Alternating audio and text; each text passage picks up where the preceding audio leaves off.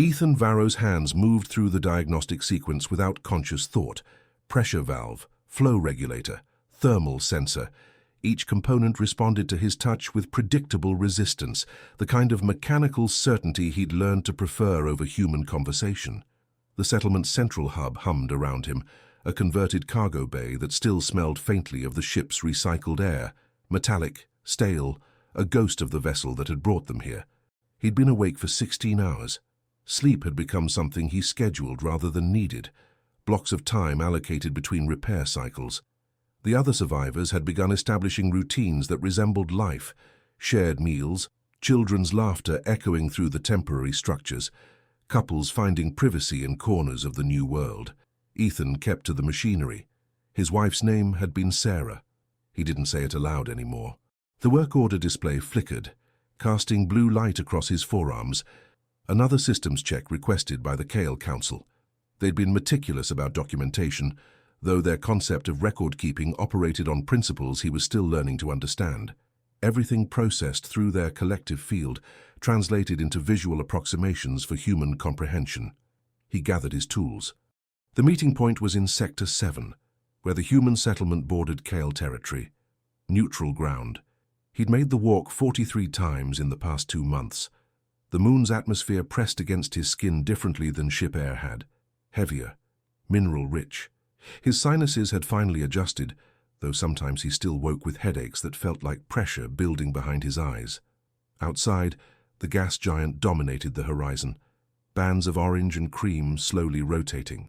Beautiful, in the way massive, indifferent things were beautiful. Charlotte was already waiting. They stood at precise distance, calculated to be neither confrontational nor intimate by human standards. Their skin had settled into pale silver, reflecting the ambient light from the work lamps.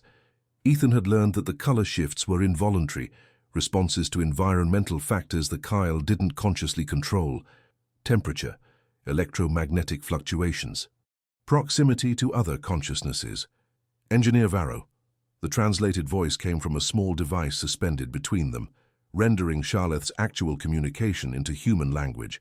The water reclamation system requires attention. Flow rate has decreased by 7%. I'll need to access the main filtration chamber. Ethan pulled up the schematic on his tablet. It's going to be tight quarters. Charlotte's head tilted slightly, a gesture he'd come to recognize as acknowledgement. I will accompany you. The collective requires documentation of the repair process. They walked in silence through the connecting corridors, past the boundary markers that designated shared infrastructure. The Kyle had built most of this section, structures that grew from some process Ethan didn't fully understand, not construction, but cultivation. The walls had an organic quality, smooth and seamless. The filtration chamber entrance was exactly as narrow as the schematics had indicated. Ethan went in first, feeling the walls press close on both sides. Behind him, he could hear Charlotte following, their movements careful and precise. The temperature dropped. Water vapor condensed on the metal components, making surfaces slick. Ethan braced himself against the chamber wall, reaching toward the flow valve that needed adjustment. His shirt pulled tight across his shoulders with the stretch. He felt rather than heard Charlotte move closer, navigating the confined space. The air changed. That strange awareness he'd started to notice in their presence, like a frequency he could almost but not quite perceive. The valve assembly is behind the access panel, Ethan said, keeping his voice steady and professional. I'll need to remove 6 bolts. He shifted his weight, angling his body to reach the toolkit. His forearm brushed against Charlotte's. The contact lasted perhaps a second, skin against skin, cool against warm. But beneath the temperature difference, something else. A vibration, subtle and pervasive, like touching a tuning fork that was still resonating. Charlotte went completely still. Ethan pulled back immediately, tools clattering against the chamber floor. I'm sorry, the space... Wait. Charlotte's voice came without the translation device, raw and unfiltered. A sound that was almost harmonic, layered frequencies that his ears struggled to parse into meaning. They stood frozen, their breathing, or whatever physiological process approximated it, faster than before. The iridescence of their skin had changed, warmer tones bleeding through the silver, almost amber in the dim light. The sensation, Charlotte said finally, the translator clicking back on. It was isolated, singular. I experienced it only in this body. Ethan picked up the fallen tools, his own pulse settling back toward normal. I should have been more careful. No. Sharleth remained still. It was startling, but not painful. They completed the repair without speaking further. Ethan's hands moved through the familiar motions, removing bolts, adjusting flow rates, calibrating pressure. But his awareness had shifted. He could feel the space between them, the specific quality of the air, the way Sharleth's presence registered against his skin like heat or cold. When they emerged from the chamber, the gas giant had rotated enough to cast different light through the settlement windows. Ethan logged the repair in his tablet, professional notation, nothing personal. Same time tomorrow? He asked. Sharleth's skin had settled back to neutral silver. The schedule requires it. Ethan walked back to his quarters through corridors that still felt temporary, improvised. Inside, he sat on the edge of the narrow bed and stared at his hands. They looked the same as they always had, capable, calloused, designed for solving problems that had clear solutions. He thought about the weight of Sarah's body in his arms, how she'd grown lighter each day as the oxygen failed, how her skin had gone cool, how his hands had memorized that specific temperature. He didn't sleep for another 4 hours. The work fell into patterns, morning systems checks, afternoon repairs, evening documentation. Ethan moved through each task with practiced efficiency, the kind of competence that came from years of training and months of desperate improvisation aboard a dying ship. Sharleth was always precisely on time. They developed a rhythm of coordination that required minimal verbal communication. Ethan would gesture toward a component, and Sharleth would adjust the holographic display to show its relationship to the larger system. When Ethan needed a particular tool, Sharleth had already learned to anticipate which one, moving it within reach, before he asked. The accidental touches became less accidental. A steadying hand when Ethan's boot slipped on condensation-slick metal, fingers brushing as they both reached for the same diagnostic scanner.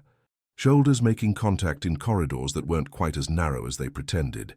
Each time Sharleth would pause, their skin would shift through colors Ethan was beginning to recognize. Surprise registering as brightening, sustained attention as deepening hues. And each time they would remain in contact just slightly longer than necessary, as though cataloging the sensation. Ethan told himself it was scientific curiosity. The Kyle were a species that had never experienced individual touch. Of course Sharleth would find it novel. Of course they would want to understand it. He didn't examine why he'd stopped pulling away immediately. 3 weeks into their collaboration, they were recalibrating the atmospheric processes. Delicate work that required both of them to reach into the same access port simultaneously. Ethan's hands worked on the left side of the assembly, while Sharleth adjusted calibrations on the right. The space between them had compressed to inches. He could feel warmth radiating from his own body, trapped in the enclosed space. Could feel the contrasting coolness emanating from Sharleth. His forearms had developed a fine sheen of sweat from the close work and the processor's residual heat. The tolerance is very narrow, Sharleth observed, their voice quiet in the confined space. Your hands are exceptionally precise. Muscle memory. I've done this kind of work for years. I am learning to perceive time differently. When I disconnect partially from the collective to work with you, moments feel heavier, more substantial. Ethan's fingers paused on the calibration dial. You disconnect. I thought the field was constant. It is constant. But individual consciousness can modulate its degree of immersion. I have been... Sharleth hesitated, withdrawing, to better understand your isolated perspective. Doesn't that hurt? Ethan resumed his work, keeping his eyes on the components. It creates absence, which I am learning is different from pain, though the collective does not distinguish between them. Sharleth's hand shifted, adjusting a setting. Their knuckles touched Ethan's. Neither of them moved. The contact was minimal, incidental, the kind of thing that would happen constantly in close work. But Sharleth had gone still again, their entire attention focused on that single point of connection. Ethan could feel his own pulse in his fingertips, blood pressure elevated from the heat and the confined space, and something else he wasn't ready to name. Your body temperature fluctuates constantly, Sharleth said softly. The collective maintains thermal equilibrium, but you generate heat differentially. More in extremities when you're working, more in core regions when you're... They trailed off. When I'm what? Present. Attentive. The way you are now. Ethan withdrew his hand, finished the calibration, backed out of the access port. His shirt was damp against his spine. Systems stable. We should check the readings. But when he turned, Sharleth was still in the same position, their hand resting where his had been moments before. Their skin had taken on deep purple undertones, colors he hadn't seen before. The absence is stronger after contact, Sharleth said, pulling back slowly. I understand now why humans seek touch repeatedly. It leaves an impression, a memory in the body itself. That night, Ethan sat in his quarters and tried to read technical manuals. The words blurred together. He kept thinking about the specific pressure of Sharleth's knuckles against his, the way their skin felt simultaneously foreign and familiar, the quality of stillness they'd fallen into. Sarah used to touch his hands while he worked. Small gestures, her fingers trailing across his knuckles when she brought him water, her palm resting against his forearm when she wanted his attention. He closed the manual and stared at the ceiling until exhaustion finally pulled him under. The settlement was taking shape around them, humans and Kyle working in coordinated efforts, though still largely separate. Children played in designated areas, their voices carrying through the structures. Someone had started a garden, real plants, grown in moon soil, a declaration of permanence that made Ethan's chest tighten with something he refused to call hope. He and Sharleth had been assigned to the long-term infrastructure projects, water systems, power distribution, waste reclamation, work that would take months, work that would require constant proximity. He'd stopped pretending he minded. They'd developed habits.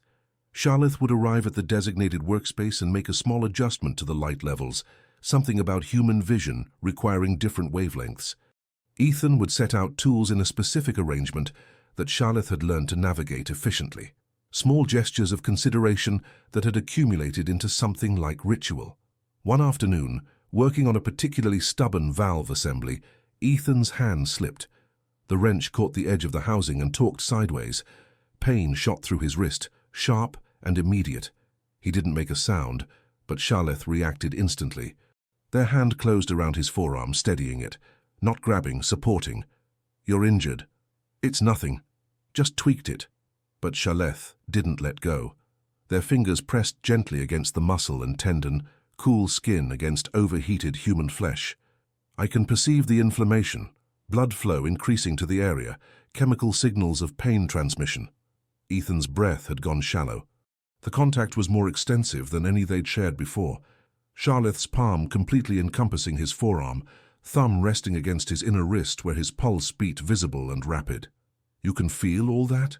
When I disconnect sufficiently from the collective, yes, individual sensation becomes very detailed. Sharleth's other hand rose slowly, hovering near Ethan's injured wrist. May I? The question had become familiar, always phrased the same way, always weighted with that same careful consideration. Ethan nodded. Sharleth's fingers traced the line of inflammation with extraordinary precision, following the exact path of pain. Their touch was clinical, diagnostic, but Ethan felt it in his chest, in his throat, in places that had nothing to do with his wrist. He watched Sharleth's face, the way their larger eyes had gone half-lidded with concentration, the way their skin had darkened to deep blue-violet. The damage is minor, Sharleth said finally. It will heal without intervention. Thank you. But Sharleth hadn't released him. Their thumb had begun moving in small circles against his inner wrist, a motion that seemed unconscious. Your pulse is elevated. Is that also from the injury? No. Then, Ethan met their eyes. You're touching me. I am aware. But Sharleth's thumb continued its slow movement. Does it cause distress? No. They remained frozen in that tableau, Sharleth's hands cradling Ethan's injured wrist, both of them breathing in synchronization they hadn't consciously established. The workspace around them had fallen into shadow, the gas giant's light shifting through the window to paint everything in bands of orange and amber. I should return to the collective, Sharleth said, but made no move to withdraw. Should you? The prolonged disconnection is creating what you would call concern, questions about the necessity of such sustained isolation. What do you tell them? that I am documenting human physiological responses for better integration understanding. Sharleth's voice had dropped to something barely above a whisper, which is true, but incomplete. What's the complete truth? Sharleth's fingers tightened almost imperceptibly around Ethan's wrist.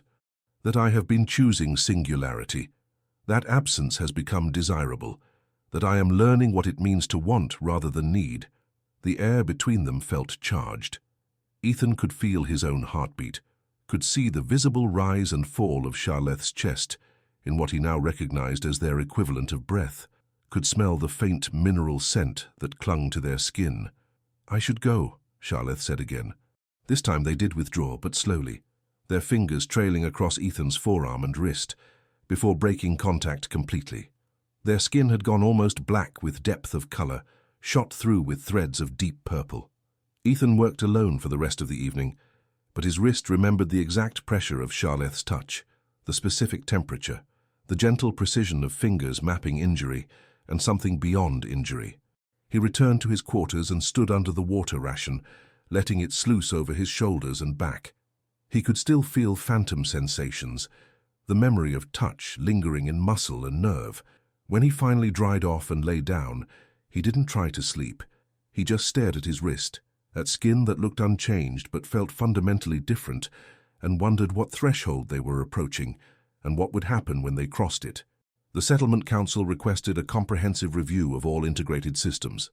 2 weeks of intensive work, documentation, and stress testing. Ethan and Sharleth would need to work extended hours, sometimes through the moon's long nights, when the gas giant provided only dim, reflected light. The night shifts changed everything. Fewer people around, quieter corridors, an intimacy to the darkness that the day shifts never achieved. They fell into new rhythms, working in near silence, communicating through gestures and proximity, their bodies learning a language that didn't require words. On the 4th night, they were running diagnostics on the power distribution grid. The work was tedious, requiring sustained attention to fluctuating readouts. Ethan had been awake for 20 hours, his eyes burned with fatigue. He pressed his palms against them, trying to ease the strain. "You should rest," Sharleth said. "Can't. We're behind schedule. The schedule is arbitrary. Your physical limitations are not." Ethan lowered his hands and looked at Sharleth across the workspace. They'd shifted to deeper colors in the dim light, their iridescence muted, but somehow more present. "Do you ever get tired?" The collective manages energy distribution. Individual fatigue is uncommon. Sharleth moved closer, crossing the invisible boundary they'd maintained for weeks. "But I have been experiencing something similar. When I disconnect for too long, there is a heaviness, a desire to stop moving. That's fatigue. Then yes, I am learning what it means to be tired." They were standing very close now, close enough that Ethan could see the subtle patterns in their skin, like oil on water. "You carry tension here." Their hand rose toward Ethan's shoulder, hovering. "May I?" Ethan's throat had gone dry. "Yes." Sharleth's palm settled against his shoulder, fingers pressing into the knotted muscle at the base of his neck. The coolness was shocking against his overheated skin. He hadn't realized how warm he'd become until confronted with the contrast. "You hold stress in your body," Sharleth observed, applying gentle pressure. "It manifests physically." "Occupational hazard. I'm attempting to provide relief. Is the pressure appropriate?" Yes. "It's good." Sharleth's other hand rose to his opposite shoulder, and suddenly they were standing chest to chest, Sharleth slightly taller, their hands working into the rigid muscles of Ethan's upper back and neck. The contact was extensive, intentional. Ethan's breath came shorter, his body responding to proximity and touch with an intensity that felt dangerous. "Your pulse is elevated again," Sharleth noted. "Yes." "From fatigue?" "No." Sharleth's hands stilled, but didn't withdraw. "Then what causes it?" Ethan looked up, met their eyes. "You know what causes it. I want to hear you say it. This, you touching me, the way you're standing, the way you're looking at me. And does it cause distress?" "No. The opposite." Sharleth's skin had gone almost black, threaded with purple so deep it was nearly invisible. "The collective is questioning my prolonged absence. They want me to return to full integration." "When?" After we complete this review cycle. That's 10 days from now. Yes. Ethan's hands had risen without conscious decision, hovering near Charlott's sides. What will you tell them? I don't know yet. Charlott's fingers traced upward, along the column of Ethan's neck, mapping the tendons and muscle and pulse points with devastating precision. What do you want me to tell them? That's not my decision to make. But it affects you. Everything affects me. That's the problem with singular consciousness. Ethan's hands finally made contact, settling against Charlott's ribcage, feeling the strange architecture of their body beneath his palms. Different, profoundly alien, and somehow exactly right. They stood like that, hands on each other, breathing in synchronization, the workspace around them forgotten. Charlotte's head tilted forward until their foreheads nearly touched. Ethan could feel the electromagnetic field they generated, that constant vibration he'd learned to recognize, now resonating through his entire body. I am afraid, Charlotte whispered. Of what? Of returning to a consciousness that will not remember this. The collective does not retain singular experiences. When I reintegrate fully, these moments will dissolve, become data without emotional context. So don't reintegrate fully. That is not how we exist. Prolonged isolation causes degradation. Eventually, I would lose coherence entirely. How long? Unknown. No Kale has attempted it. Ethan's hands tightened against Charlotte's sides. So this has an expiration date. Unless I choose to risk everything for continued singularity. Is that even a real choice? I don't know, but I am considering it. Because when I am with you like this, when I feel your warmth and your pulse and the specific pressure of your hands, the collective feels like absence. You have become presence. Everything else is background noise. Ethan's forehead pressed against Charlotte's. They were breathing the same air, existing in the same envelope of heat and electromagnetic resonance. His entire body was aware, skin, muscle, nerve endings, all reporting the same thing: connection, presence. Something worth preserving. I'm not asking you to risk everything, Ethan said quietly. I know, that's why I'm considering it. They separated slowly, reluctantly, returned to the diagnostics, worked in silence for the remaining hours of the shift. But everything had changed. The air felt different. The space between them was no longer empty, but charged with possibility and impossibility in equal measure. When they finally finished, dawn was breaking over the moon's horizon, the gas giant rotating into new configurations. Ethan walked Charlotte to the boundary between human and Kale territories. 10 days, Charlotte said. 10 days, Ethan confirmed. He watched them disappear into the Kale structures, their skin gradually shifting back to neutral silver as they prepared to reconnect with the collective.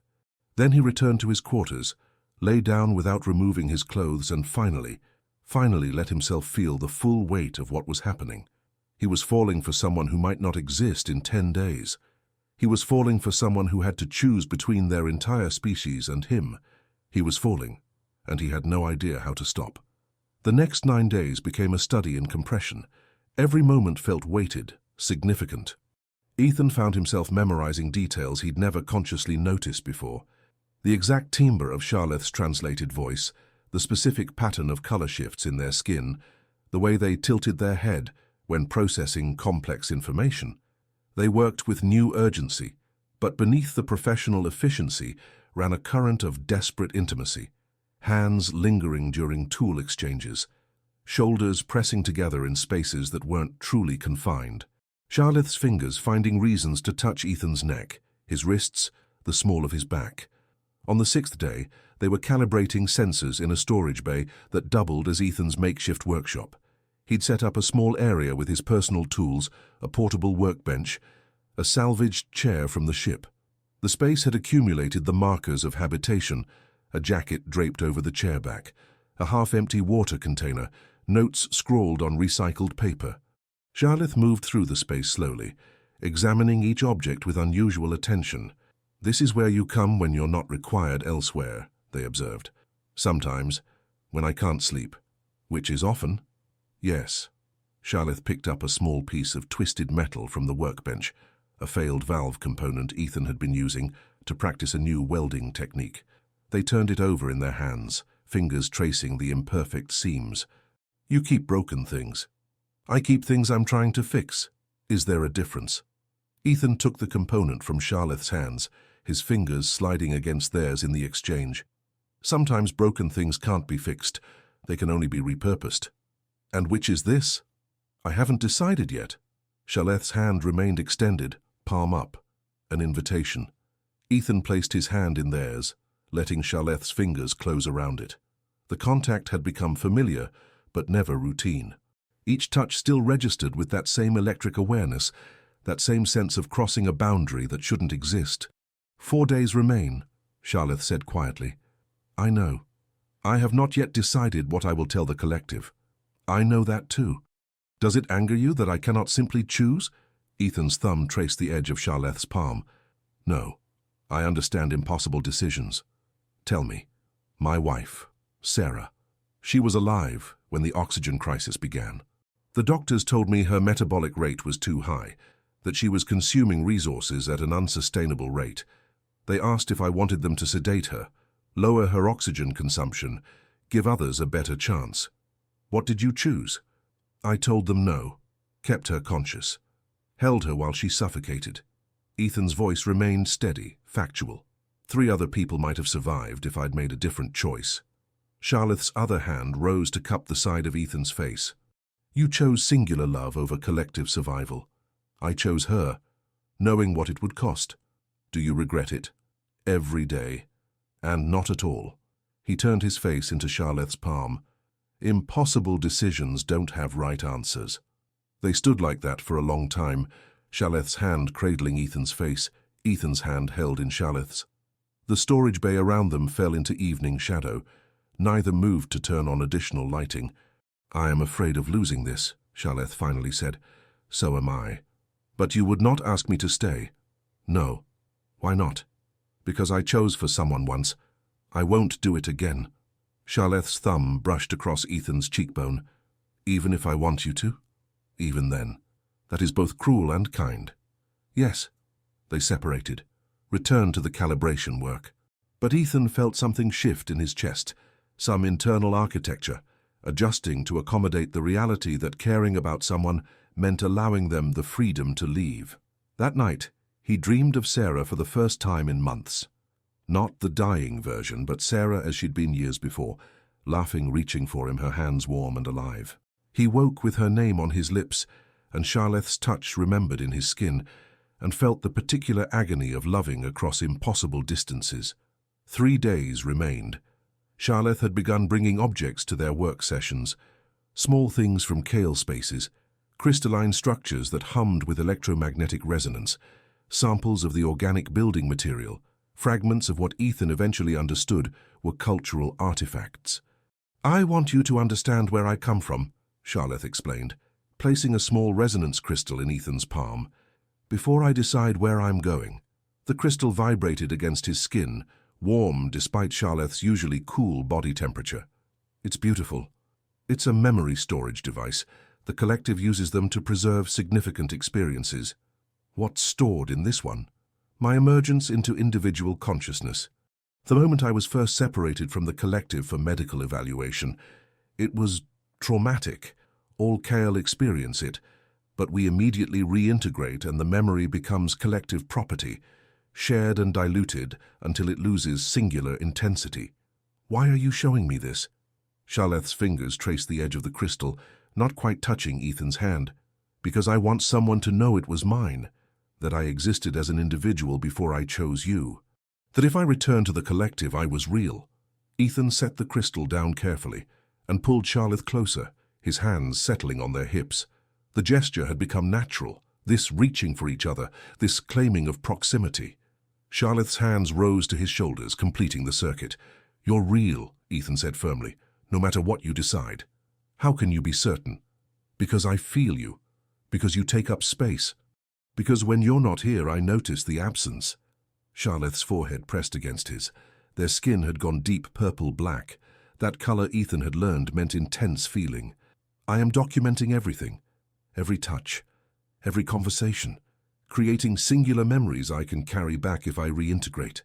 Will they survive the collective? I don't know. No one has tried to preserve singular experience through full reintegration before.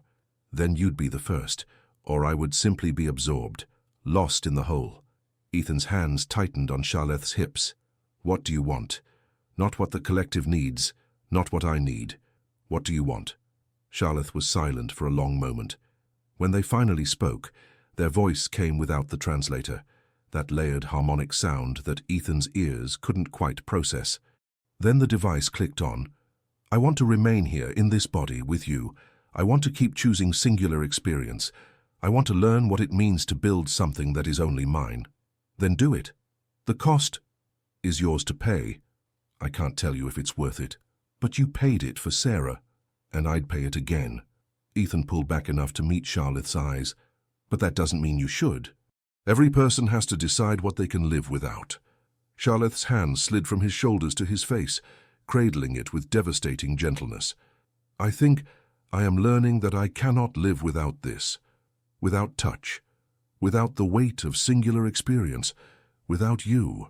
They kissed then, or something like kissing. Charlotte didn't have lips in the human sense, but their mouth found his, cool and strange and exactly right. The vibration of their electromagnetic field resonated through Ethan's entire body. He could taste minerals, ozone, something utterly alien and somehow familiar. When they separated, Charlotte's skin had gone almost incandescent, colors shifting so rapidly Ethan couldn't track them. Their breathing was ragged, their entire body trembling. I did not know, Charlotte whispered. I did not understand what connection could feel like in a singular body. Ethan's hands shook as he brushed them along Charlotte's arms. Neither did I. Not like this. They held each other in the workshop's growing darkness, the gas giant wheeling slowly overhead, and Ethan felt something he hadn't felt since Sarah died, the possibility of a future that included wanting to be alive for it. 2 days before Charlotte's scheduled reintegration, the Kale Collective sent representatives. Ethan was alone in the workshop when they arrived, 3 Kyle moving with perfect synchronization, their colors unified in neutral silver. They didn't speak immediately, just observed him with their large reflective eyes. Finally, the translator activated. You are Engineer Ethan Varro. Yes. You have been working with the individual designated Charlotte. That's correct. The collective has noted concerning patterns in Charlotte's disconnection cycles, prolonged isolation, degradation of field coherence, prioritization of singular experience. Ethan set down his tools carefully. Is there a question? We wish to understand the nature of your interaction, whether it falls within accepted parameters of collaborative work. It does. Yet Charlotte's behavioral patterns suggest otherwise. They resist full reintegration. They generate singular memories with obsessive focus. They speak of you in terms that indicate attachment rather than professional association. Ethan met their collective gaze. Are you asking if we're involved? We are asking if you understand the consequences of encouraging prolonged isolation in a Kale individual. Permanent disconnection from the collective results in consciousness degradation, loss of identity coherence, eventual dissolution of the self. It is not sustainable. It is not survival. Have you asked Charlotte what they want? Individual wants are meaningless without collective context. Charlotte is not equipped to make this determination alone. With respect, that's exactly what makes them capable of making it. The 3 Kale shifted, their unified movement eerie in its precision. You do not understand what you are asking them to sacrifice. No, I don't. But I'm not asking them to sacrifice anything. They're making their own choice, a choice influenced by novel sensory experiences and singular emotional responses that will not sustain long-term coherence. Maybe. Or maybe they're discovering something your collective can't experience, something worth the risk. We could compel reintegration, override individual resistance. Could you? Ethan's voice remained calm. I thought you said individual consciousness could modulate its degree of immersion. That implies choice. Choice within acceptable parameters. And who defines acceptable? The 3 Kyle were silent. Then, you care for Charlotte. Yes. You would allow them to destroy themselves for your company. No. I would allow them to choose their own existence, even if it means choosing away from me. That is illogical. That's love. They left without further comment. moving in their synchronized way that made them look like one consciousness puppeting three bodies. Ethan stood alone in the workshop, heart pounding, hands shaking with anger and fear and helplessness. Sci-HFY arrived an hour later. Their colors were chaotic, shifting rapidly through the entire spectrum. The collective confronted you. Yes, they had no right. They're scared, I understand that. I told them I am choosing to remain disconnected, to continue singular consciousness, to stay with you. Charlotte's voice was fierce, defiant. I told them I would rather dissolve as an individual than return to collective emptiness. Ethan crossed to them, hands settling on their shoulders. Are you certain? Yes. Charlotte, listen to me. I need you to be absolutely sure. Not because of touch, not because of novel experience, not because of me. If you stay, it has to be because you genuinely want this kind of existence, because you believe singular consciousness is worth the cost. Charlotte's hands rose to cover his. I have thought of nothing else for weeks. I have examined every aspect of this choice, and yes, part of it is you, part of it is touch, part of it is the overwhelming intensity of singular experience. But beneath all of that is something simpler.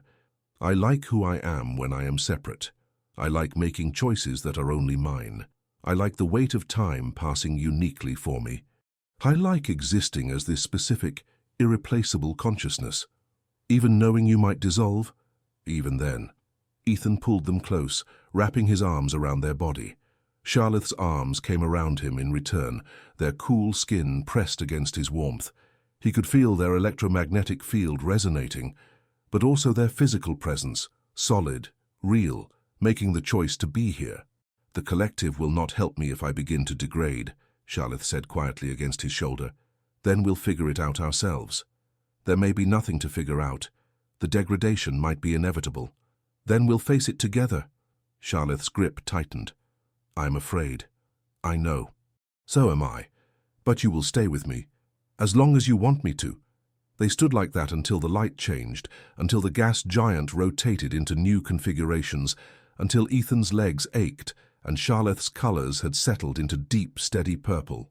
Then they separated, returned to their work, and didn't speak of the collective's ultimatum again.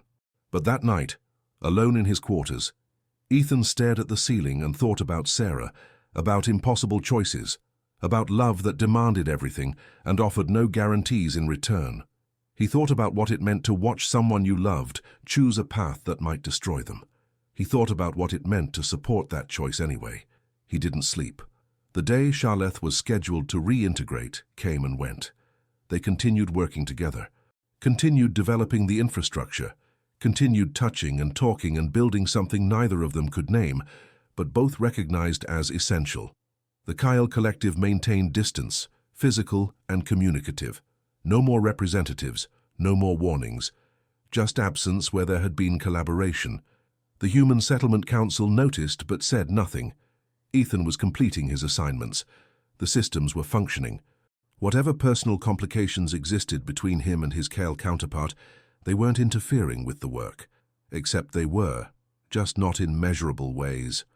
Ethan had started sleeping better, started eating regular meals, started finding reasons to return to his quarters at reasonable hours, instead of working until exhaustion forced rest. Small changes that Charlotte noticed and catalogued with the same attention they gave to everything else. You are different, Charlotte observed one evening as they cleaned tools together. How? Less hollow. When I first met you, you moved as though your body was a machine you operated rather than inhabited. Now you are present in your physicality. Ethan dried a wrench, considering. You're probably right. What changed? You. This. Having a reason to notice I'm alive. Charlotte set down the component they'd been cleaning and moved closer. Their hands settled on Ethan's hips, a gesture they'd adopted from watching him, claiming proximity the way he did. I am experiencing similar changes. The collective used to provide all context, all meaning. Now I find meaning in smaller things. The way light reflects off metal, the smell of the workshop, the specific timbre of your voice when you're focused on a problem. Ethan's hands rose to cradle Charlotte's face. Are you still afraid of degradation? Yes, but I'm more afraid of returning to collective consciousness and losing the ability to feel this fear as mine. That's very human of you. Is it? Being more afraid of numbness than pain? Yes. Charleth's skin had warmed under his touch, taking on deeper purples threaded with blue. Show me something human. What do you want to see? Something you did with Sarah. Something that mattered. Ethan thought for a moment, then took Charleth's hand and led them to the small cleared space in the workshop. She used to dance, not formally, just moving to music in our quarters. She'd try to get me to join her. Did you? Sometimes, when I could convince myself to stop working. Show me. There was no music, but Ethan pulled Charleth close, positioning their hands, one of his on their hip, one holding their hand, Charleth's free hand on his shoulder. Then he began to move, slow swaying steps that were more about proximity than actual dancing. Charleth followed his lead, their body learning the rhythm. This is very inefficient. That's the point. What is the purpose if not to travel somewhere? To be close, to move together, to exist in synchronized time for no reason except it feels good. They swayed in silence, the workshop falling dark around them, except for the ambient glow from the settlement systems. Charleth's electromagnetic field pulsed in time with their movement, and Ethan found his own breathing synchronizing to it. I understand now, Charleth said quietly. Why humans do this? Why? It is singular intimacy. You cannot dance with the collective, only with one specific person in one specific moment. Yes. And when you danced with Sarah, she was the only consciousness that mattered. Yes. That is what I am choosing. This, you. Singular intimacy that exists nowhere else. Ethan pulled them closer, their foreheads touching. Even if it costs you everything? Even then. They stayed in motion until Ethan's legs ached, and Charleth's colors had cycled through every variation he'd learned to recognize. Then they simply held each other, swaying in place, breathing together, existing in a moment that belonged to no one but them. When they finally separated, Charleth's hand lingered against Ethan's chest, palm pressed over his heart. I can feel it. The rhythm of your cardiovascular system. It's very loud. Elevated heart rate. Happens when I'm close to you. Is it pleasant? Yes. Good. Because mine does the same thing now. I have developed individual cardiovascular responses that the collective finds illogical. Ethan covered Charleth's hand with his own. Welcome to singular existence. Is it always this intense? No, sometimes it's boring, sometimes it's painful, sometimes it's so ordinary you forget to notice it. I cannot imagine forgetting this. You won't, not for a long time. They cleaned the rest of the tools in comfortable silence, moving around each other with practiced ease. When they finished, Charleth walked with Ethan to the boundary of his quarters. Will you be able to rest? Charleth asked. I think so. You? I will practice. Singular consciousness requires more intentional rest periods than collective integration. Then get some sleep. Ethan. Yes? Thank you for dancing with me. Thank you for choosing to stay. Charleth's hand touched his face one more time. Gentle, deliberate. A gesture that had become their personal language. Then they disappeared into the shadowed corridors, their skin gradually shifting to colors that helped them navigate in darkness. Ethan stood outside his quarters for a long time, watching the gas giant rotate overhead, and felt something fragile and precious taking root in his chest. Hope. Not the desperate kind that demands certainty, but the quiet kind that chooses to believe anyway. 3 weeks after Charleth's non-reintegration, the first signs of degradation appeared. It started with small things. Charleth would forget words mid-conversation, their translator struggling to find equivalents that had been automatic before. Their color shifts became slightly delayed, as though the connection between internal state and external expression was weakening. They didn't mention it, but Ethan noticed. He began documenting the changes with the same methodical attention he gave to engineering problems, frequency of linguistic gaps, duration of color shift delays, variations in electromagnetic field strength, data that might eventually form a pattern, might suggest a solution. Might. One afternoon, working on a particularly complex system integration, Charleth reached for a tool and their hand passed through it. Not metaphorically.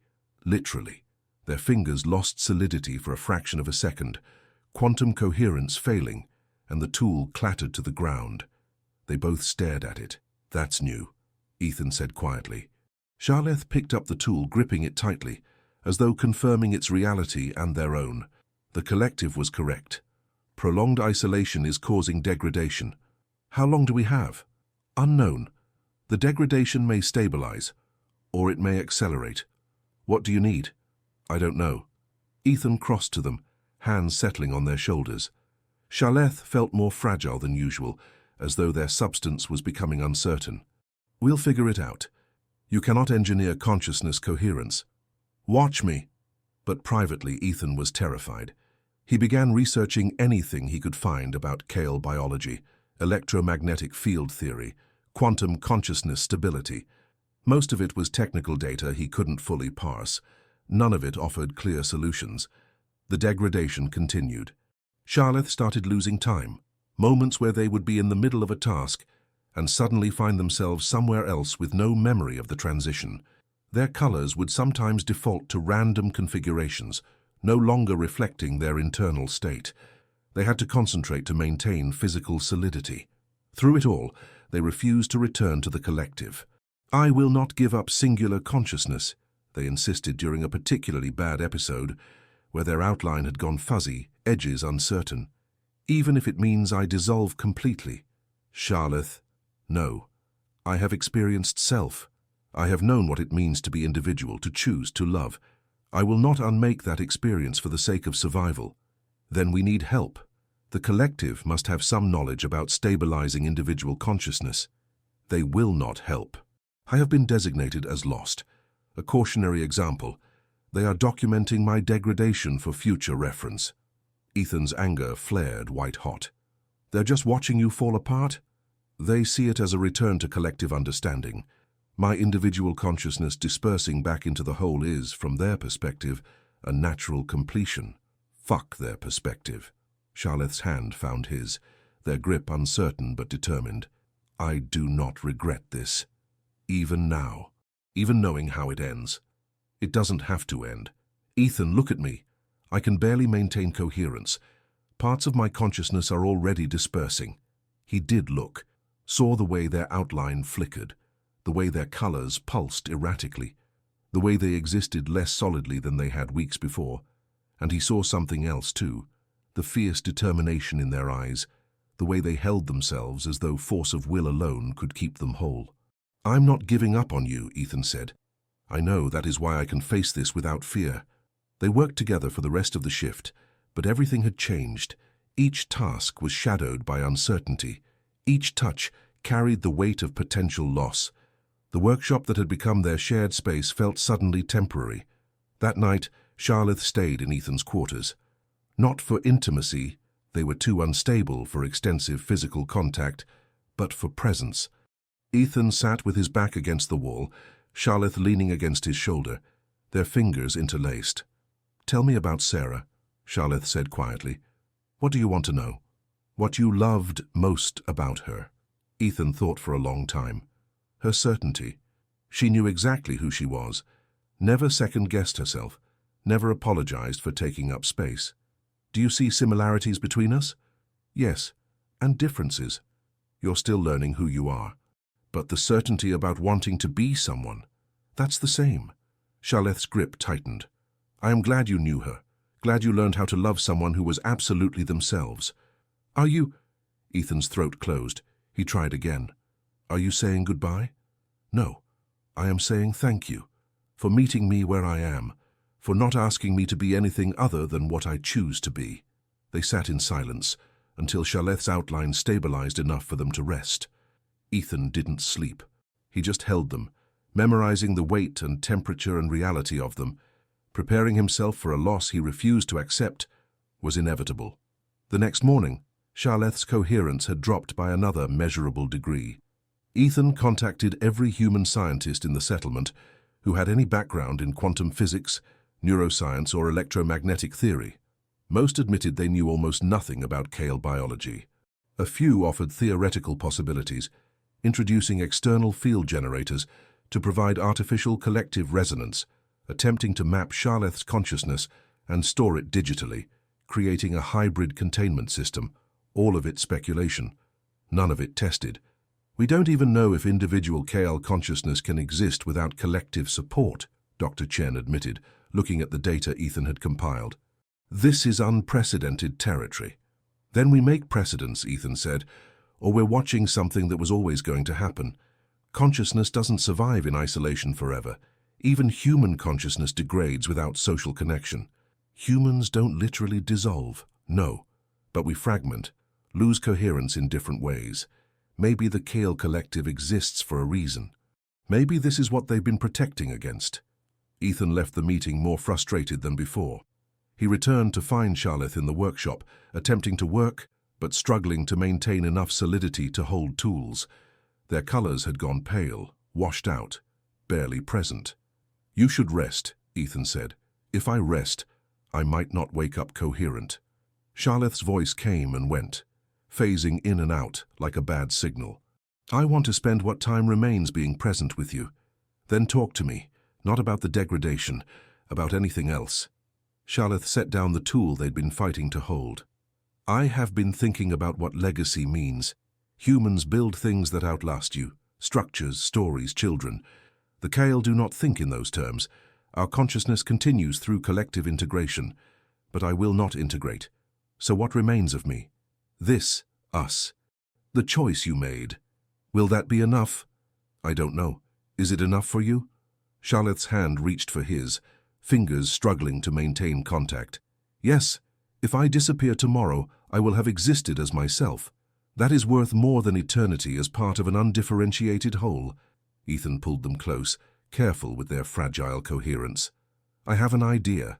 It's probably terrible, but I need you to hear it. Tell me, what if we don't fight the degradation? What if we document it? Record everything about your consciousness, your memories, your choices, your understanding of singular experience. Create something that preserves who you were, even if the physical coherence fails. A monument to failure, a record of transformation, proof that you existed, that you chose this." Sci-HFY was quiet for a long moment. Then, "I like that. Not fighting what's happening, but bearing witness to it. Making it matter." They spent the next days doing exactly that. Ethan recorded everything Sci-HFY wanted preserved, their memories of emergence into individual consciousness, their first experiences of touch and intimacy, their understanding of choice and consequence. Sci-HFY spoke in their unfiltered harmonic voice, and Ethan recorded the frequencies alongside the translated words. It felt like building a memorial while the person was still alive. It felt necessary anyway. Sci-HFY's degradation accelerated. They started having trouble maintaining continuous consciousness, would be mid-sentence and simply stop existing for moments at a time, then return confused and disoriented. Their physical form became increasingly translucent, but they kept talking, kept recording, kept insisting their story mattered. One evening, as the gas giant painted the workshop in amber light, Sci-HFY's form flickered more severely than ever before. Ethan could see through them to the wall behind. "I'm losing it," Sci-HFY whispered. "The coherence, it's slipping away. I'm here. I know. I can feel you. Even as everything else dissolves, I can feel your presence. What do you need? Just stay. Don't let go. Even when there's nothing left to hold." Ethan wrapped his arms around what remained of Sci-HFY's form, feeling electromagnetic resonance more than solid matter. "I won't let go. Ethan, I need to tell you something. I'm listening. I love you. I learned what that means. Individual, singular, irreplaceable love. And I love you. I love you too." Sci-HFY's form stabilized just slightly, enough to press close against him. "Then I regret nothing, no matter what happens next." They stayed like that through the night, Sci-HFY's coherence ebbing and flowing, Ethan holding on to whatever remained, refusing to acknowledge that the person he loved was coming apart in his arms. By morning, Sci-HFY was barely present, more idea than substance, more memory than matter, but still there, still choosing to exist, still singular. Dr. Chen appeared in Ethan's workshop 3 days later with information that crackled with urgency. "I've been consulting with some colleagues across the settlement. There's a theoretical possibility we haven't explored." She pulled up holographic data streams. "The Kale Collective maintains coherence through shared electromagnetic resonance." Charlotte is degrading because they're isolated from that field. But what if we could provide an alternative resonance pattern? Ethan looked up from where he'd been maintaining his vigil beside Charlotte's increasingly translucent form. How? Human consciousness generates electromagnetic fields too, much weaker than Kale fields but present. What if we could amplify your field, create a bridge that gives Charlotte something to resonate with that isn't the collective? You're talking about linking our neural patterns. On some level, yes, it's experimental, potentially dangerous. We'd be creating unprecedented biological interface between completely different consciousness architectures. What are the risks? For you? Possible neural damage, seizures, permanent alteration of your baseline consciousness. For Charlotte? We don't know. It might stabilize them. It might accelerate their dissolution. It might create something entirely new. Ethan looked at Charlotte's barely there form. They were conscious but drifting, their colors pale and erratic. Charlotte, can you hear me? Yes. The voice came as bare vibration, translation device struggling. There might be a way to stabilize you, but it would mean linking your consciousness to mine, creating a resonance pattern between us. Like collective? No, singular. Just the two of us. A pair instead of a collective. Charlotte's form solidified slightly. What would that mean for you? I don't know. Maybe nothing. Maybe everything. I will not risk harming you to save myself. That's not your choice to make. I'm choosing this. Ethan, I watched Sarah die because I couldn't save her. I'm not watching you disappear if there's any alternative. He turned to Dr. Chen. What do you need to make this work? The next hours were a blur of preparation. Neural interface equipment salvaged from the ship's medical bay. Electromagnetic field amplifiers. Monitoring systems to track both their vital signs. Dr. Chen and her team worked with desperate efficiency. Ethan sat beside Charlotte, holding their hand, or the electromagnetic pattern where their hand had been. Are you afraid? Charlotte asked. Terrified? Me too. Good. We'll be terrified together. When the equipment was ready, Dr. Chen explained the procedure. We'll create a resonance bridge between your neural electromagnetic patterns. If it works, Ethan's consciousness will provide a stable field for Charlotte to anchor to. You'll be linked, not collective integration, but paired consciousness. For how long? Unknown. Maybe permanently. Ethan met Charlotte's fading eyes. I'm ready if you are. I am choosing this not because I'm desperate, because I want to be connected to you in whatever form allows us both to exist. Then let's do it. They positioned themselves facing each other, neural interface contacts against their skin, Ethan's temples, Charlotte's equivalent neural centers. The electromagnetic amplifiers powered up with a low hum that Ethan felt in his teeth. Dr. Chen initiated the sequence. For a moment, nothing happened. Then Ethan felt it, a presence in his mind that wasn't his own. Not invasive, not overwhelming, just there, like becoming aware of breathing, or heartbeat, or any other autonomic function that had always existed, but never registered consciously. Charlotte. He could feel their consciousness, taste their thoughts at the edges of his own awareness, could sense their fear and hope and desperate determination to remain singular while accepting connection, and he could feel them stabilizing. Charlotte's form began to solidify, their colors deepening, outline becoming certain again, not just from the equipment, from the resonance between them, from Ethan's consciousness providing what the collective had before, a reference point, a field to harmonize with, proof of external existence. It's working, Dr. Chen said, monitoring the readouts. Neural patterns synchronizing, electromagnetic coherence stabilizing, vital signs normalizing for both of you. Ethan could barely hear her. His awareness was full of Charlotte, not their thoughts exactly, but their presence, the specific quality of their consciousness, the way they experienced time and space and sensation, the fierce protective love they felt for their own singular existence, the equally fierce love they felt for him, and beneath it all, something new, partnership, not collective dissolution, but chosen connection. Two consciousnesses learning to orbit each other, distinct but linked, separate but resonant.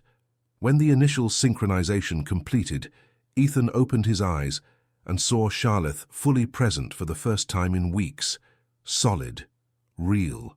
their colors deep purple-blue, more vibrant than ever before. "How do you feel?" he asked. "Stable, coherent, and connected.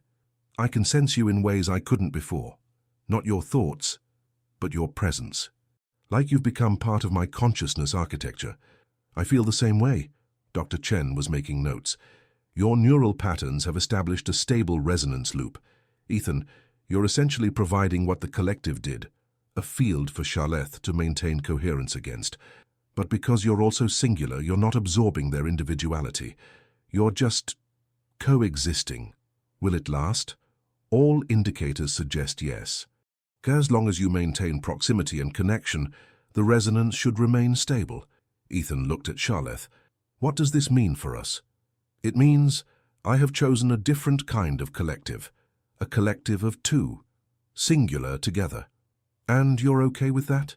Sharleth's hand, solid now, real, settled against his chest. "I am choosing you, choosing this, choosing paired existence over both collective integration and isolated singularity. Yes, I am okay with it." Dr. Chen left them alone in the workshop. Ethan and Sharleth sat together, still getting used to the new dimension of their connection. It wasn't telepathy. They couldn't read each other's thoughts, but they could sense each other's presence with absolute certainty, could feel emotional currents, could know without words when something was wrong or right. "We're bonded," Sharleth said quietly, "like paired stars orbiting each other. Separate but gravitationally linked. Is that what you wanted?" "I wanted to exist. I wanted to choose. I wanted you. This gives me all three." Ethan pulled them close, and now when they touched, he felt it on multiple levels. Physical contact, electromagnetic resonance, consciousness recognition, complete presence. "I love you," he said. "I love you," Sharleth replied, in singular, in paired. In all the ways consciousness can hold another consciousness as essential. They stayed like that until the gas giant wheeled through another rotation, until the settlement around them quieted into night cycles, until Dr. Chen returned to check their readings and confirm that yes, the bond had stabilized. Yes, they were both coherent and healthy. Yes, they had created something unprecedented, a singular collective, two consciousnesses choosing resonance. Love as biological necessity and conscious choice simultaneously. The bonded consciousness required adjustment.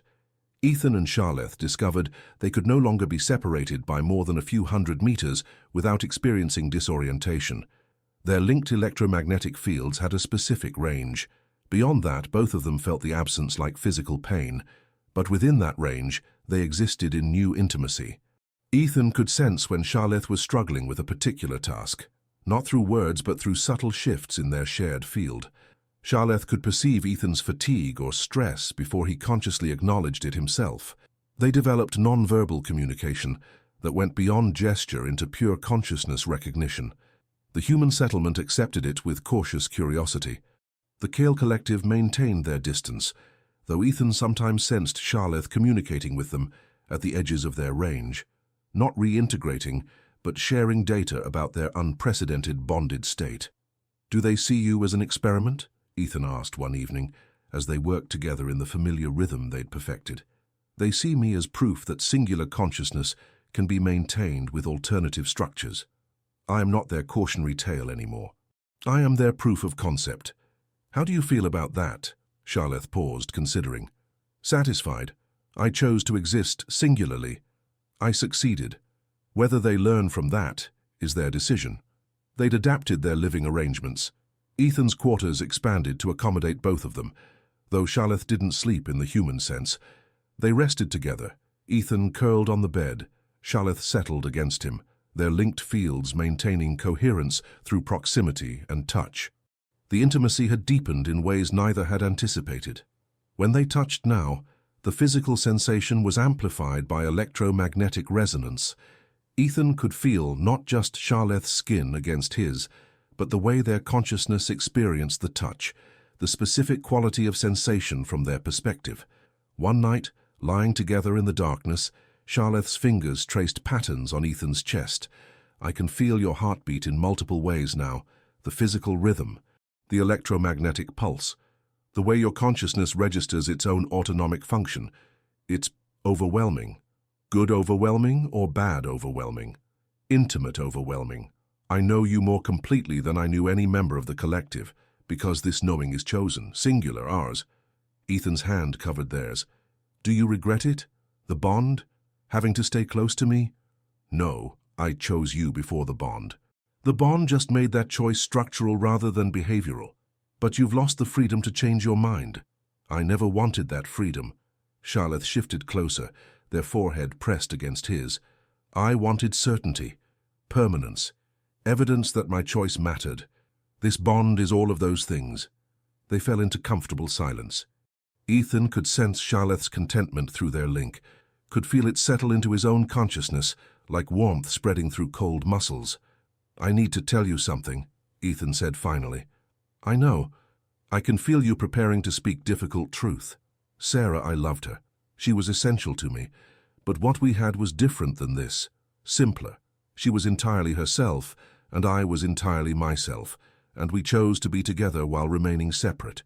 You and I, we can't be separate anymore. Not completely. Does that trouble you? Sometimes. I wonder if I'm clinging to you because I couldn't save her, if this bond is just elaborate grief management. Sharleth's hand pressed flat against his chest, right over his heart. I can feel your consciousness when you think about her. The grief is there. It is real, but it is not the foundation of what we are. You chose this bond when I was dissolving. You chose it, knowing the consequences. That was not grief. That was love. How can you be sure? Because I can sense your consciousness at levels you cannot access yourself. I know the difference between your grief patterns and your love patterns. They are distinct, and what you feel for me is love. Ethan's throat tightened. You can feel that? I can feel everything. Your fear, your hope, your exhaustion, your determination, your love. All of it resonates through our shared field. I know you more completely than any consciousness has ever known another. And you're still here. I am always here, structurally, consciously, choosing to remain here even though the bond makes it necessary. The necessity doesn't negate the choice. Ethan pulled them closer, feeling the resonance amplify through physical contact.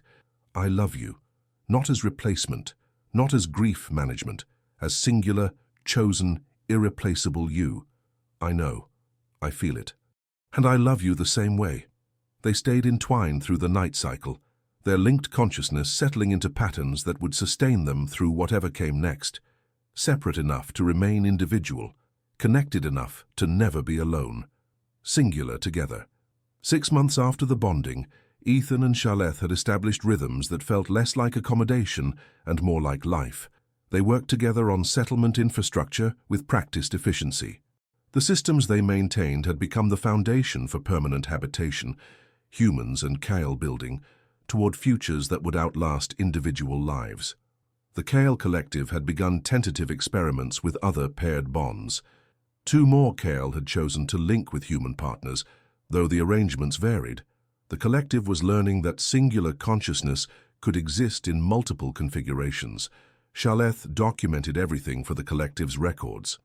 Not reintegrating but sharing knowledge, contributing to collective understanding while maintaining individual existence, a bridge between ways of being. Ethan watched them work with fierce pride and equally fierce protective love. The bond meant he could sense when Sharleth was struggling, usually when the collective pushed for more integration than Sharleth wanted to provide. He'd learned to offer grounding through their link, reinforcing their singular consciousness when it threatened to blur. One evening, they were working in their expanded quarters, half workshop, half living space. Ethan was recalibrating some portable sensors, while Sharleth reviewed data streams. I have been thinking about permanence, Sharleth said without preamble. What about it? Humans build structures that outlast individual lives. The Kale maintain continuity through collective integration. What do we build? 2 singular consciousnesses bound together. Ethan set down his tools. What do you want to build? I don't know. But I want our existence to matter beyond just surviving. I want to create something that demonstrates the value of chosen connection. We're already doing that. Our bond is unprecedented. Other pairs are forming because we proved it was possible. That is legacy by example. I want something more tangible. Ethan crossed to where Sharleth sat, settling beside them. What did you have in mind? A record, not just of my individual consciousness, but of our paired consciousness. Documentation of how two different kinds of awareness can create something new by choosing resonance. Like a map of our bond. Yes, neural patterns, electromagnetic field configurations, emotional resonance signatures. Everything that makes us us rather than just two individuals occupying the same space. Ethan felt excitement kindle through their shared link. That would be genuinely valuable for future pairs, for understanding consciousness itself. Will you help me create it? Of course. They spent weeks on the project. Ethan handled the technical documentation, precise measurements of field interactions, neural synchronization patterns, biological adaptations. Sharleth provided the experiential documentation, what it felt like to be bonded, how consciousness experienced chosen connection, the specific quality of paired singular existence. The work brought them closer. Every measurement required deep synchronization. Every documented experience demanded vulnerability. They were mapping the architecture of their love in scientific terms while simultaneously experiencing that love as lived reality. One night, after a particularly intense documentation session, they lay together in exhausted contentment. Their linked fields pulsed in perfect synchronization. I understand now why humans create monuments, Sharleth said quietly. Why you build things that outlast individual existence. Why? Because consciousness is ephemeral, even bonded consciousness. But knowledge persists. Understanding survives. We are creating something that will exist after we dissolve. After we dissolve? You planning on going somewhere? Eventually we will both cease. Biological systems fail, but this documentation will remain, proof that we existed, that we chose each other. That singular consciousness can resonate in ways the collective never imagined. Ethan's hand found theirs, fingers interlacing. That's very human of you. Wanting to leave something behind. Perhaps I am becoming more human through proximity. Or perhaps consciousness, any consciousness, wants to matter, wants evidence of its existence. Yes, I think that is more accurate. They completed the documentation 3 months later. A comprehensive record of bonded consciousness, technical, experiential, emotional. Dr. Chen reviewed it with barely contained excitement. This is revolutionary. You've mapped something no one has ever successfully documented before. Paired consciousness as stable structure. This will change how both species understand connection. Ethan and Sharleth stood together, their linked fields humming with quiet satisfaction. They'd created something that mattered, something that would outlast them, something that proved their choice to bond had value beyond personal survival. It feels complete, Sharleth said that evening, reviewing the final compilation. It is complete. We documented everything. No, I mean our purpose feels complete. We survived. We bonded. We created knowledge. What comes next? Ethan pulled them close. Life, just life. Working, existing, being together. Not everything needs to be monumental. That is very human of you. Maybe, or maybe it's very paired consciousness of me. We've proven what we needed to prove.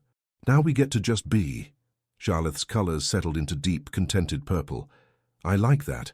Being without purpose beyond existence itself. Welcome to the everyday miracle of singular life. They stayed entwined as the gas giant rotated overhead, as the settlement hummed with the sounds of building and living and continuing, as their bonded consciousness settled into patterns that would sustain them through ordinary days and extraordinary moments alike, singular together, choosing each other, building something that mattered by simply being. 2 years after bonding, Ethan and Sharleth had become so synchronized that separating their individual contributions felt increasingly difficult. The settlement had grown, more structures, more integration between human and Kyle populations. 3 more paired bonds had formed, each different, each proving that consciousness could resonate in infinite configurations. Ethan's hair had developed gray threads at the temples. Sharleth's colors had shifted baseline, incorporating human warmth tones into their usual cool palette. Small changes that marked time passing, lives lived. They still worked together on infrastructure maintenance, still spent evenings in their shared quarters, still touched with the same electric awareness they'd discovered years before, though familiarity had made it comfortable rather than startling. One morning, reviewing system diagnostics, Sharleth paused mid-task. "What is it?" Ethan asked, sensing disturbance through their link. "The collective is requesting I return for partial integration, not full reintegration, just temporary connection to share accumulated knowledge." Ethan's chest tightened. "Can you do that without losing coherence?" "In theory. With the bond providing anchor, I should be able to integrate partially without dissolving. But it is unprecedented. What do you want to do?" Sharleth was quiet for a long moment. "I want to share what I've learned. I want the collective to understand paired consciousness, not as failure but as evolution. But I am afraid of losing myself in the integration. I'll be here. The bond will hold. You cannot be certain." "No, but I choose to believe it anyway." Sharleth's hand found his. "Then I will try. With you as anchor." The partial integration happened 3 days later, in a specially prepared space between human and Kyle territories. Ethan stood just outside the Kyle field boundary, maintaining their bond while Sharleth entered the collective consciousness for the first time in over 2 years. He felt it the moment integration began, Sharleth's consciousness expanding, connecting to thousands of other awareness patterns, their singular self pressing against the temptation to dissolve into collective wholeness. But the bond held. Ethan focused every bit of his awareness on their connection, reinforcing it, reminding Sharleth's consciousness of singular existence even as it touched collective experience. Hours passed. His muscles ached from standing frozen in concentration. Sweat ran down his spine. Then Sharleth began to withdraw, slowly, carefully, pulling their consciousness back from the collective while maintaining the specific patterns that made them individually them. Ethan felt each stage of separation, felt Sharleth fighting the pull toward dissolution, felt their determination to remain singular, even while acknowledging collective beauty. When Sharleth finally emerged, their form was stable but their colors were chaotic, shock and wonder and exhaustion all cycling rapidly. "I did it," they whispered.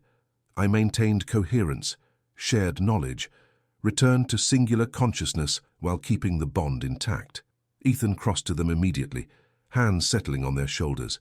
"How do you feel?" "Whole, singular, and somehow more connected to both the collective and to you than I was before. I understand now what I've been building. Not just paired consciousness, but bridge consciousness, singular enough to maintain individual coherence, connected enough to contribute to collective understanding, bound enough to you to have anchor against dissolution. That's 3 kinds of existence simultaneously. Yes, it is unprecedented. It is exactly what I wanted." They returned to their quarters, and Sharleth rested, while Ethan monitored their field stability. The partial integration hadn't damaged their bond. If anything, it had strengthened it.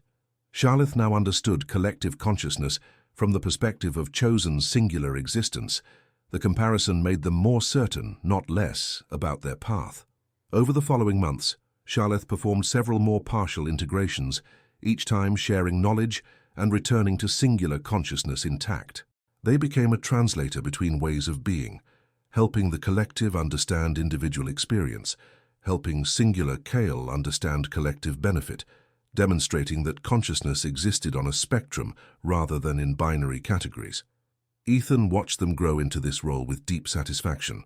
Sharleth had found purpose beyond survival, had created meaning that would outlast their individual existence, had proven that transformation was possible without destruction. One evening, working side by side in familiar silence, Sharleth spoke quietly. "I am grateful." "For what?" "For your choice to bond with me, for your willingness to anchor my consciousness even when it meant linking yours permanently, for proving that love can be structural foundation rather than ephemeral emotion." Ethan's hand covered theirs. "I'm grateful too, for you choosing to exist, for your determination to remain singular, for teaching me that connection doesn't require loss of self. We have built something good." "Yes, we have." They sat in comfortable silence, their linked fields humming in perfect synchronization, and Ethan thought about Sarah, how she would have approved of this, approved of him finding new ways to love, approved of him building toward a future instead of remaining frozen in the past. He thought about choice and consequence, about love as deliberate decision, about consciousness as flexible rather than fixed. He thought about Charleth beside him, solid and real and choosing to remain exactly that. And he thought about tomorrow, and the day after, and all the days that would come. Ordinary days of work and rest and small kindnesses, extraordinary days of consciousness, exploration, and partial integration and bridge building. Days lived singularly together. Days that mattered because they chose to make them matter. The gas giant rotated overhead. The settlement hummed with life, and two consciousnesses remained linked, distinct, resonant, building continuity one chosen moment at a time.